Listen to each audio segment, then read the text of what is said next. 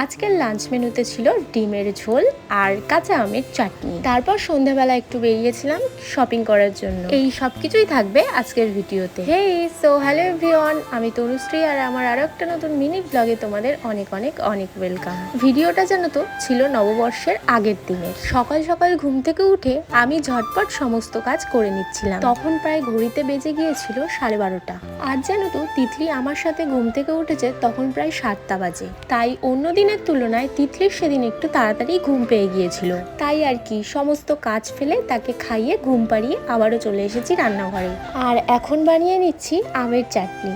আচ্ছা, তোমরা কারা কারা এই গরমে আম ডাল, আমের চাটনি এগুলো খেতে পছন্দ করো বলো তো? আমার তো ভীষণই ভালো লাগে।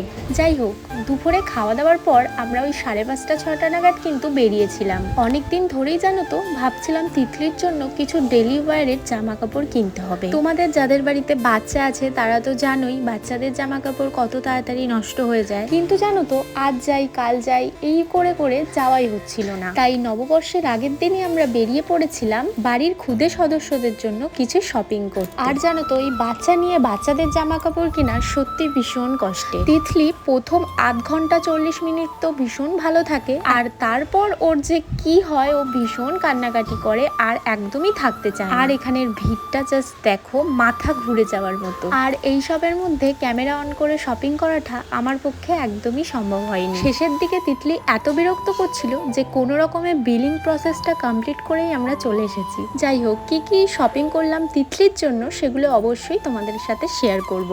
তারপর আমরা নিয়ে নিয়েছিলাম একটা ম্যাঙ্গো শেক, যেটা খেয়ে আমাদের পেট আর মাথা দুটো ঠান্ডা করে আমরা বাড়ির পথে রওনা দিয়েছিলাম। চলো তাহলে আজকে এই পর্যন্তই, আবারও দেখা হচ্ছে নতুন কোনো ভিডিওর সাথে। ততক্ষণের জন্য টাটা বাই।